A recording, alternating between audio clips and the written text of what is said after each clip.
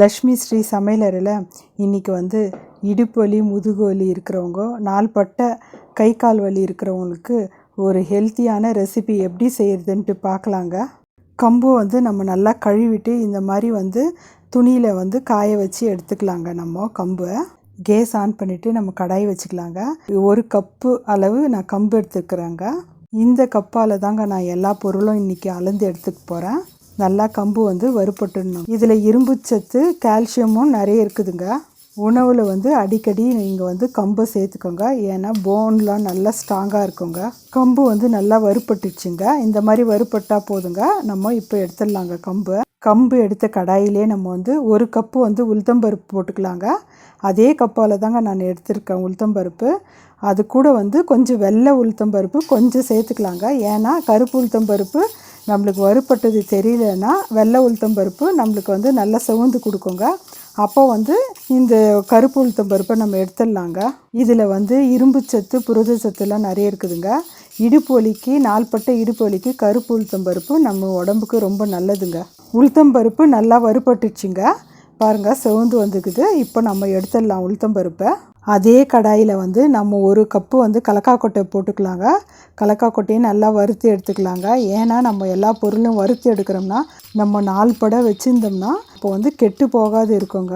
இப்போ பாருங்கள் கலக்காக்கொட்டை நல்லா வறுபட்டுச்சுங்க. இப்போ நம்ம எடுத்துடலாங்க.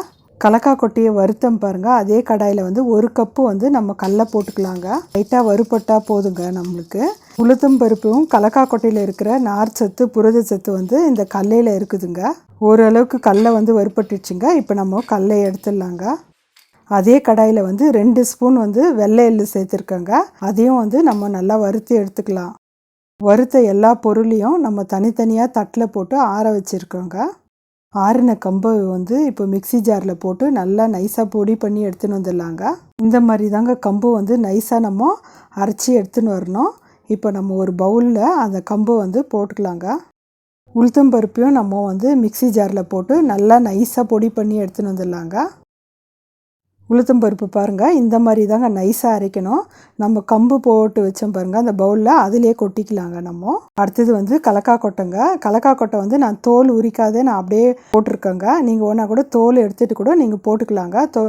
கலக்காக்கொட்டையை வந்து நைஸாக அரைக்க தேவையில்லைங்க. கொரன்னு அரைச்சி எடுத்துன்னு வந்தால் போதுங்க நம்மளுக்கு. பாருங்கள் கலக்காக்கொட்டையை நான் வந்து கொரன்னு அரைச்சின்னு வந்துக்கிறேங்க. இந்த மாதிரி கொரன்னு அரைச்சோம்னா டேஸ்ட் வந்து ரொம்ப நல்லாயிருக்குங்க. இதையும் வந்து அதே பவுலில் போட்டுக்கலாங்க. கல்லையும் நம்ம வந்து மிக்சி ஜாரில் நம்ம போட்டுக்கலாங்க.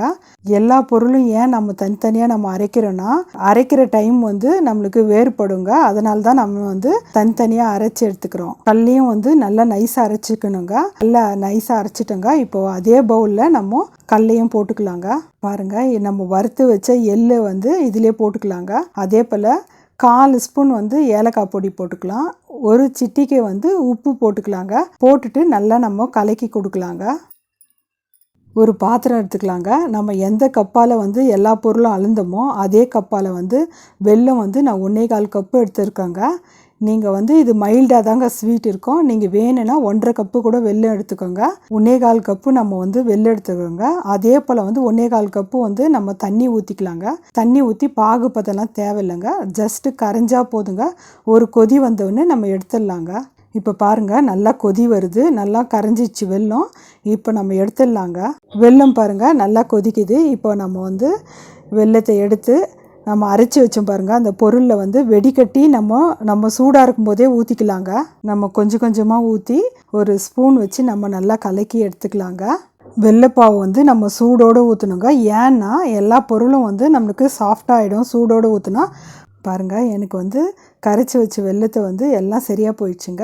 இதே கலவையில் வந்து 2 ஸ்பூன் வந்து நல்லெண்ணெயை சூடு பண்ணி நான் ஊற்றிக்கிறேங்க. நீங்கள் வேணும்னா நெய் கூட 2 ஸ்பூன் ஊற்றிக்கலாங்க. நல்லெண்ணெய் வந்து இடுப்பு எலும்புக்கு வந்து ரொம்ப நல்லதுங்க. அதனால் நான் வந்து நல்லெண்ணெய் ஊற்றிருக்கிறேன். அதே போல் நல்லெண்ணெயும் வந்து நம்ம நல்லா சூடோடு இருக்கும்போது ஊற்றி 5 நிமிஷம் தட்டு போட்டு மூடி வைக்கணுங்க. அப்போ வந்து காஞ்சி போகாது இருக்கும். 5 நிமிஷம் ஆயிடுச்சுங்க. இப்போ வந்து நம்ம உருண்டை பிடிச்சிக்கலாங்க. இந்த மாதிரி நம்ம செய்கிறதுனால உருண்டை வந்து நம்மளுக்கு ரொம்ப சாஃப்டாக இருக்குங்க. ஹெல்த்தியான உருண்டை ரெடி ஆயிடுச்சு பாருங்கள். எனக்கு மொத்தம் 20 உருண்டை வந்து இருக்குதுங்க. சாஃப்டாக ரொம்ப நல்லா சாஃப்டாக இருக்குங்க. சின்ன பசங்கள்லேருந்து பெரியவங்க வரைக்கும் சாப்பிட்லாங்க. சின்ன பசங்களுக்கு நீங்கள் ஸ்நாக்ஸ் கூட இந்த மாதிரி செஞ்சு கொடுக்கலாங்க. நம்ம வந்து 10 நாள் வச்சுருந்தா கூட ரொம்ப நல்லா இருக்குங்க. இதே போல் சாஃப்டாக இருக்கும். நீங்கள் ஒரு டைம் இந்த மாதிரி செஞ்சு பார்த்துட்டு உங்கள் ஃபீட்பேக் எனக்கு சொல்லுங்கள். லைக் பண்ணுங்கள், ஷேர் பண்ணுங்கள், சப்ஸ்கிரைப் பண்ணுங்கள்.